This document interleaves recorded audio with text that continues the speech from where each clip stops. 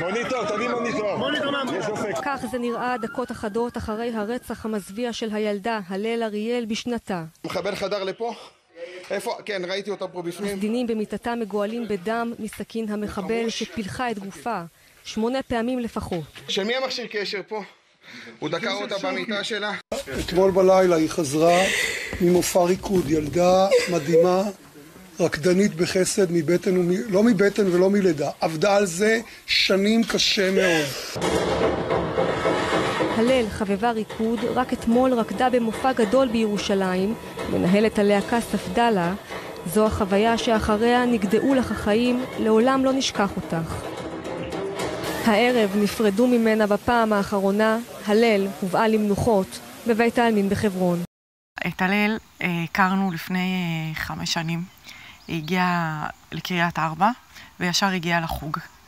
הלל הייתה רקדנית ביישנית ומלאת מרץ, אבל פנימי. מין שקדנות כזאת פנימית, להתאמן ולהתקדם ולהצליח. היא לא דיברה הרבה, כמעט ולא יכלו לשמוע את הקול שלה, אבל היא הייתה ממש קשובה ומנסה ויוצרת. היא הייתה באמת רקדנית מדהימה, וככה ב3 שנים האחרונות היא הצטרפה ללהקה, לנבחרות, שזה ככה 3 פעמים בשבוע, ואז ללהקה שזה 5 פעמים בשבוע. קבוצות של הלהקה זה אומר שזה קבוצות שממש מייצגות את המרכז שלנו.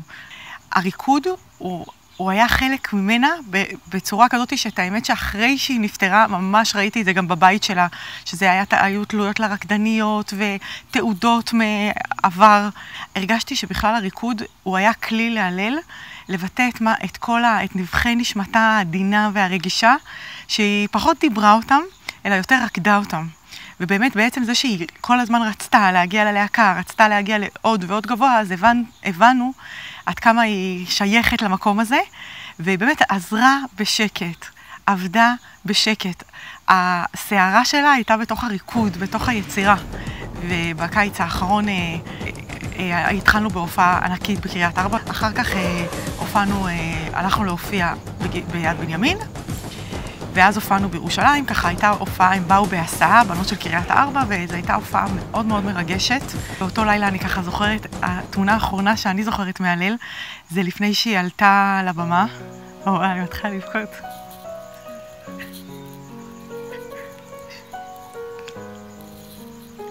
סליחה. אני זוכרת, היא הייתה עם שמלה לבנה, והיא הלכה לעלות לרקוד את הריקוד בראשית עולם, והיא ככה, כל הבנות ככה התנפלו ככה להיכנס, והיא באצילות שלך ככה עמדה וחיכתה, והתבוננתי בה וכל כך נפעמתי מהיופי הפנימי והחיצוני, וגם מהאצילות שלה. וזה בעצם הפעם האחרונה שממש היה לי איזשהו יחס אליה באופן אישי. אחר כך הם עלו להסעות, וככה היה ערב ממש ממש מרגש. ההורים שלה חיכו לה בלילה. השיחה האחרונה שלה איתם הייתה ההתרגשות העצומה שלה, וכמה זה משמעותי עבורה, הריקוד, וכמה זה מוסיף לה לחיים. וככה ממש התרגשה.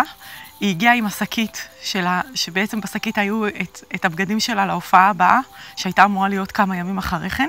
ועל הבוקר, ככה ממש אפילו לא הספקתי להתעורר, קיבלתי הודעה מרינה אריאל, הודעה ככה ארוכה, שבהודעה היא הודתה לי ואמרה לי תודה רבה על הריקוד, בכלל על מה שהריקוד עושה לכל הבנות, ובמיוחד להלל כמה שהוא משמעותי ועבורה, כמה שהוא מוסיף ומאיר אותה.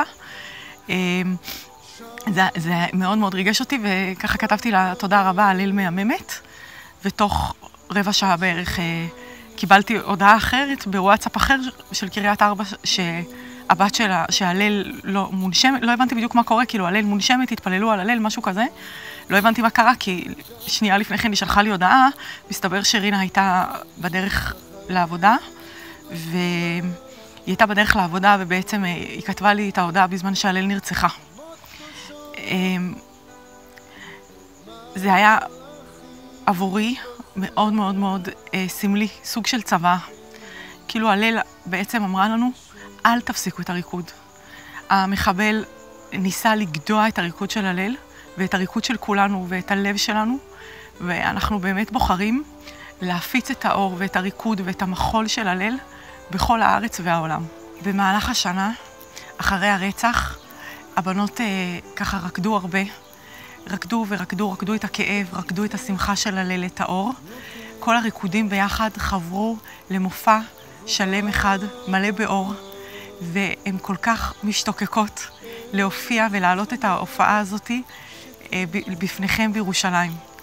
מופע שנקרא הלילי ציון, להלל את הליל בציון. מזמינים אתכם. מזמינות אתכם. בליבו מחתים במלחמות לצדק, גם ילדים מתים